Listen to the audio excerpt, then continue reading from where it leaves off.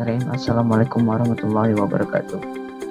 Di sini saya akan mempresentasikan mata kuliah organisasi dan manajemen perusahaan industri tentang proses manajemen dan manajemen perencanaan dan pengendalian. Di studi kasus yang saya ambil adalah PT Kalbe Farma.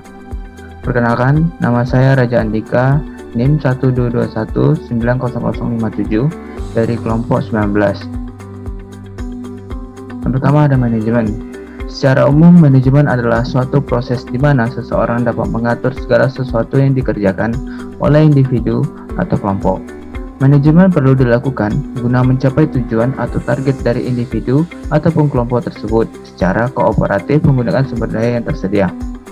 Jadi, dari pengertian di atas, ilmu manajemen dapat diartikan sebagai kemampuan dalam mengatur sesuatu agar tujuan yang ingin dicapai dapat terpenuhi. Proses manajemen. Proses manajemen adalah daur beberapa gugusan kegiatan dasar yang berhubungan secara integral yang dilaksanakan di dalam manajemen secara umum, yaitu proses perencanaan, proses pengorganisasian, proses pelaksanaan, dan proses pengendalian. Berarti ada manajemen perencanaan dan pengendalian. Perencanaan atau planning dan pengendalian atau controlling adalah dua fungsi berbeda dalam manajemen, tetapi keduanya memiliki hubungan yang sangat dekat. Lingkup kegiatan kedua fungsi tersebut saling terkait dan saling terikat. Perencanaan menetapkan sasaran dan untuk organisasi, sementara pengendalian memastikan pencapaiannya. Tanpa perencanaan, kegiatan kontrol menjadi tidak berdasar. Sedangkan tanpa kontrol, perencanaan menjadi kegiatan yang tidak berarti. Selanjutnya ada proses manajemen di perusahaan.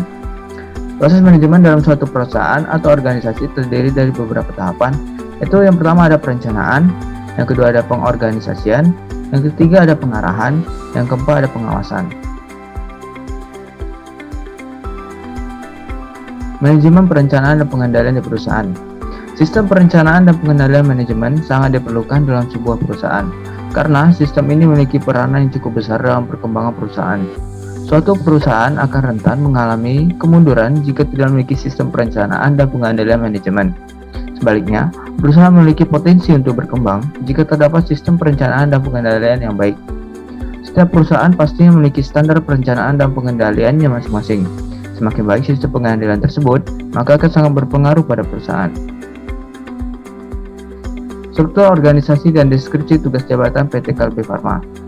Struktur organisasi PT Kalbe Farma berdasarkan Undang-Undang Republik Indonesia Nomor 40 Tahun 2007 yang mengatur tentang perseroan terbatas.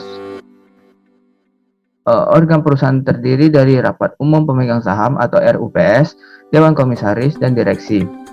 RUPS melakukan pengambilan keputusan penting yang didasari pada kepentingan perusahaan dengan memperhatikan ketentuan anggaran dasar dan peraturan perundangan yang berlaku. Sedangkan pengelolaan perseroan dilakukan oleh direksi. Sementara, Dewan Komisaris melakukan pengawasan yang memadai terhadap kinerja pengelolaan perusahaan. Namun demikian, keduanya mempunyai tanggung jawab untuk memelihara kesinambungan usaha perseroan dalam jangka panjang. Oleh karena itu, Dewan Komisaris dan Direksi memiliki kesamaan persepsi terhadap visi, misi, dan nilai-nilai perseroan. Untuk membantu pelaksanaan tugasnya, Dewan Komisaris dibantu oleh 4 komite, dan untuk membantu pelaksanaan tugas direksi telah dibentuk struktur organisasi yang efektif dan efisien. Gambar di bawah ini merupakan struktur organisasi di PT Kalbe Farma tadi. Yang di atas yang paling tinggi adalah RUPS tadi, terus di bawahnya ada Dewan Komisaris dan Dewan Direksi. Yang sebagaimana telah disebut, Dewan Komisaris dibantu oleh 4 komite. 4 komite tersebut adalah Komite Audit, Komite Nominasi dan Remunerasi, Komite Risiko Usaha, dan Komite GCG.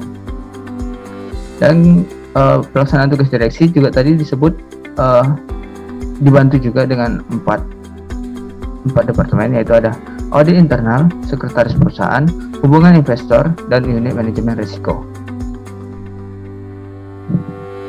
Proses manajemen di PT Kalbe Farma. Dalam penyusunan perencanaan strategik, PT Kalbe Farma Tbk melibatkan manajemen yang relevan di mana Dewan Komisaris sebagai pengendali utama dalam perencanaan strategik.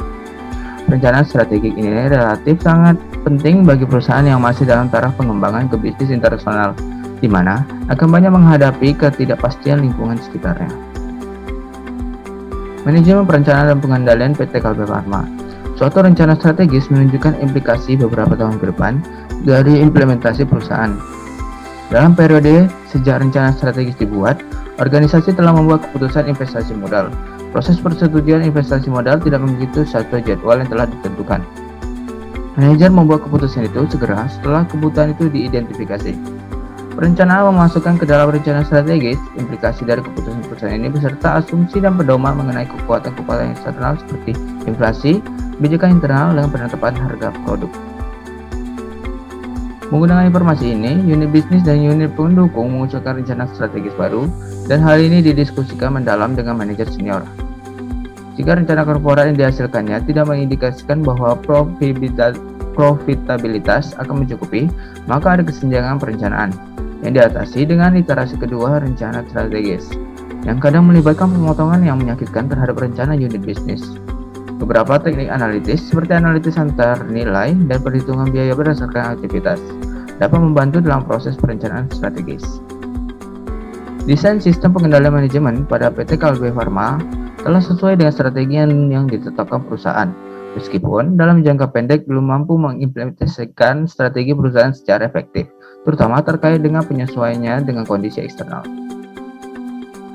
Kesimpulannya, proses manajemen yang dilakukan di PT Kalbe Farma dilakukan secara vertikal maupun horizontal, mengingat tingginya hubungan antar unit. Proses manajemen di PT Kalbe Farma melibatkan manajemen yang relevan sehingga bisa menghasilkan output yang maksimal. Di dalam PT Kalbe Farma juga terdapat penilaian kerja yang berfungsi untuk mengimplementasikan strategi. Dalam menetapkan sistem semacam itu, manajer senior memilih ukuran-ukuran yang paling mewakili strategi perusahaan. Ukuran-ukuran tersebut dapat dilihat sebagai faktor keberhasilan penting masa kini dan di masa depan. Jika ukuran-ukuran tersebut membaik, berarti perusahaan telah mengimplementasikan strateginya. Keberhasilan strategi bergantung pada kekuatannya. Sistem pengukuran kinerja hanyalah suatu mekanisme yang memperbaiki kemungkinan bahwa perusahaan tersebut akan mengimplementasikan strateginya dengan berhasil. Poin yang kedua yaitu PT Kalbe Farma telah berada dalam bauran industri yang tepat. Strategi yang ditetapkan Kalbe juga telah mengarahkan perusahaan melakukan langkah-langkah yang sesuai. Penggunaan sumber daya yang sama dan terintegrasi seperti pemasaran fasilitas produksi, keuangan serta fasilitas riset dan pengembangan oleh beberapa unit usaha yang ada telah menciptakan sinergi operasi. Hal ini membantu perusahaan untuk memperoleh manfaat dari skala dan ruang lingkup ekonomi. Jadi saran yang bisa saya berikan pada PT Kalbe Farma yaitu proses manajemen dan sistem perencanaan dan pengendalian manajemen yang terjadi di dalam perusahaan PT Kalbe Farma ini sudah berjalan dengan baik. Terbukti dengan keadaan sekarang PT Kalbe Farma menjadi perusahaan farmasi terbesar yang ada di Indonesia. Harapan kedepannya, PT Kalbe Farma menggunakan proses manajemen dan sistem perencanaan dan pengendalian manajemen menjadi lebih baik dan lebih berkembang sehingga bisa bersaing dengan perusahaan-perusahaan lainnya.